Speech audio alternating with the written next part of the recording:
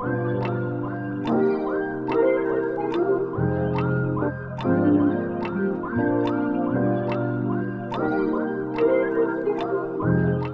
is going on, South by East fans? Welcome to the South by East podcast, where we talk about the culture, the scriptures, and everything in between. And we got a doozy for us today. John, what we looking at?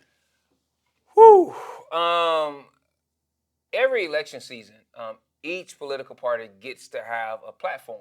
Correct. And that platform is made of planks. That's what my government teacher taught me in high school. Okay. And those planks represent that particular political party's stance on different issues. One of the things that's been a hot topic issue the last couple of presidential election cycles and actually congressional election cycles has been that of immigration. What should be our stance on immigration? And the prevailing thought that has really carried the last couple of elections was that we need strong borders. We need to reduce the amount of immigration that we have because of the impact that it's having on our country. And many voters supported that. Yeah. And that was one of the major points why some voters favored current President Donald Trump. And man, we want to reduce immigration. We want to strengthen our borders. Right. But then current President Trump came out with a plan where he was going to start selling citizenship through what he called the gold card for $5 million. And I want to read as I process some things. I wrote a piece, and I want to read that to you. Go ahead. I said, if you listen long enough, people will tell you exactly what they think about you. And right now, evangelicals are speaking loudly, not necessarily with their words, but with their silence. When President Trump ran on an American First platform, many evangelicals justified his hardline immigration stance, arguing that closing borders was about taking care of home. They made the case that this was good and that it aligned with their values.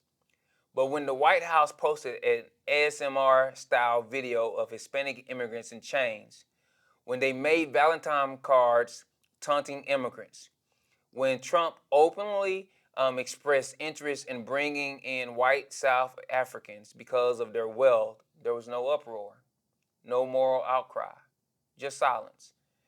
You, like me, may not be familiar with what an ASMR style video is. It's a video that people make of kind of random sounds that they found relaxing. So when the video was posted about with Hispanic immigrants in chains, it was saying that the sound of people in chains was a relaxing sound. Then came foreign policy. President Trump said that we should cut support for Ukraine because the cost was too high, because we shouldn't be in foreign wars, because we should pursue peace. Evangelicals echoed this message. Why should America be footing the bill? Why should we be in continuous wars?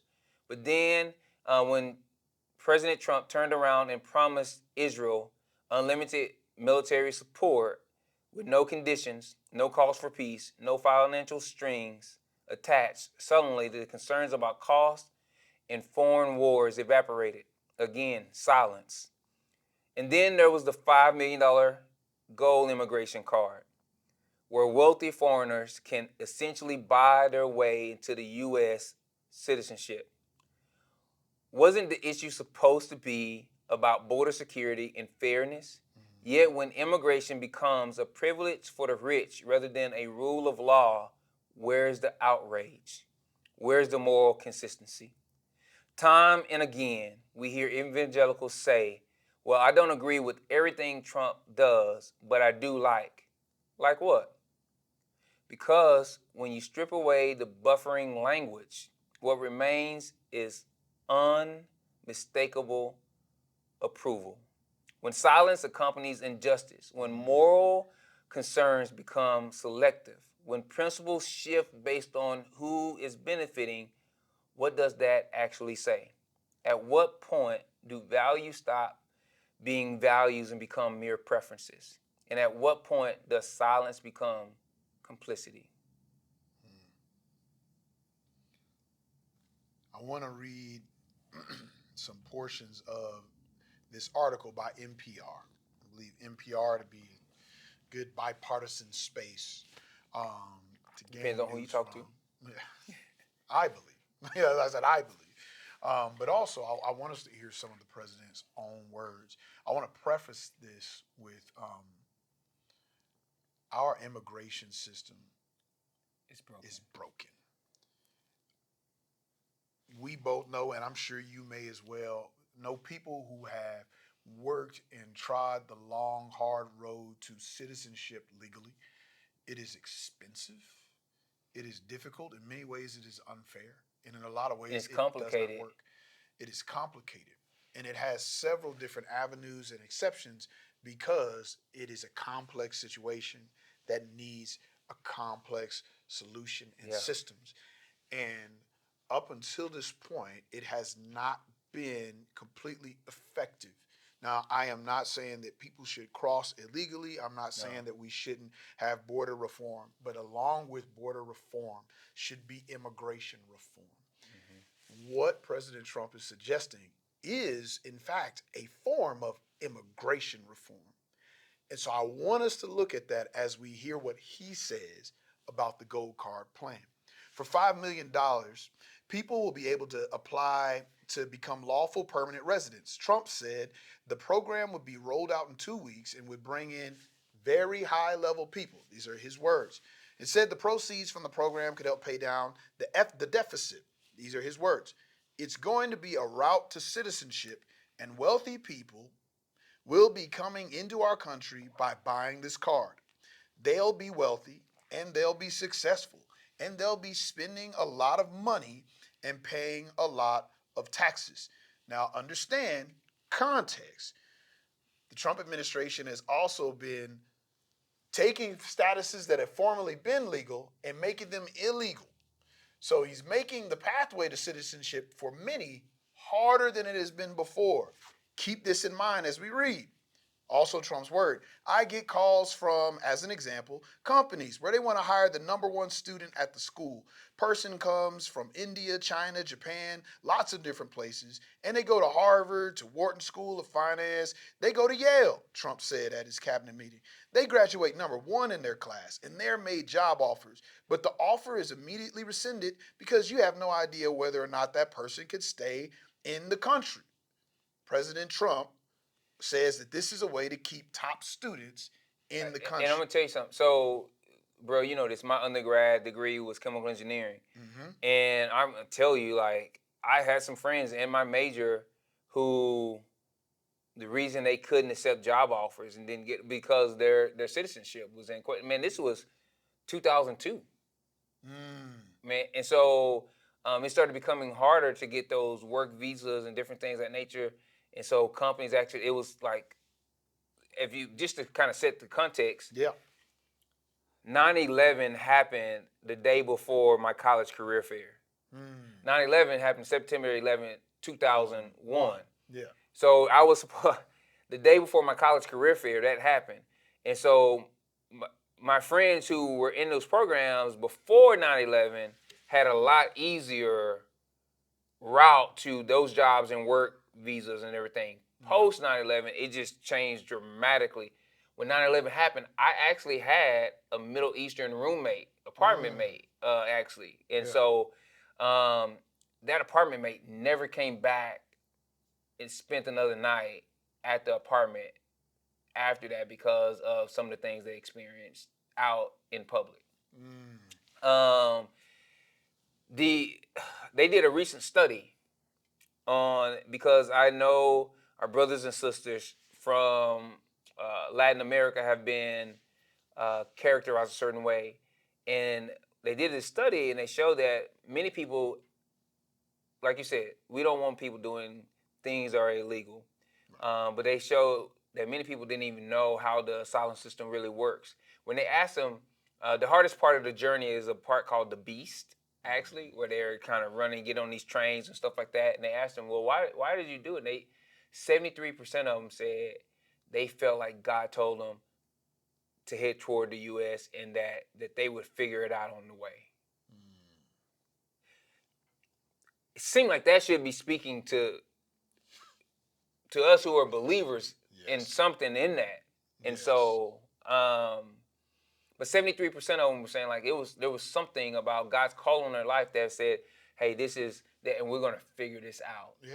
And open borders, of course, that is not the Yeah. answer. You have to have borders. You got to have rules. You got to have different things of that nature. You have to have structure. And we have to look, we got to look beyond rhetoric. Like you put in your post, we've got to look beyond rhetoric. What is the true goal of the gold card? And I think there's a little more in the article that speaks to that. It says that the gold card would effectively replace the current EB-5 immigrant investor visa. Now, that program gives residency to foreigners who invest at least $1.5 million in the business that creates jobs, or $800,000 if the business is in a rural area. Lutnick told reporters the EB-5 program was full of nonsense, make-believe, and fraud. He emphasized that applicants for the gold card would be vetted. Asked by a reporter whether Russian oligarchs could apply for gold cards, Trump said, seemingly tongue-in-cheek, yeah, these are quotes, possibly. Hey, I know some Russian oligarchs that are very nice people. So here's what I want to make clear. Even with like what you heard me read at the beginning, is not, that was the first time I shared that publicly. Brail had heard that, but I had not shared that publicly. That's me processing what's going on. If President Trump and this administration wanted to put in the gold card system, I wouldn't be against that. If they also put in a system for those who didn't possess $5 million to also get access. Yep. One of our current president's sayings that he frequently says is, there's going to be winning, so much winning. I believe anything that's good should be good for everyone. Right. And so I just believe that we need some pathways to legal citizenship that work for the whole range of our immigrant brothers and sisters. Yeah. And I always, you know me, I try to be fair even to my opponents and enemies. The title of this article is Trump Introduces a Green Card for the Rich, the Gold Card. My purpose in reading this article was, is that true? Is he really replacing the green card with the gold card? No, not necessarily. He's really replacing the EB-5 immigrant investor visa. But when you pair it with the other actions of the administration that are labeling people who have been brought here via asylum as illegal immigrants, who were not illegal before, who are potentially revoking the citizenship status of several people who have already gained citizenship or already been granted citizenship via previous administrations, with the still broken immigration laws. When you look at the lack of movement on our current immigration system, you look at the beefing up of people at the border to keep people out, yet you look at a new system brought in to allow more rich people or people who are more profitable for the country in, not morally profitable, financially profitable. I look and I say, well, it does seem like we're replacing the green card with the gold card. And that goes back to what you said in the beginning. When people tell you who they are, believe them the first time.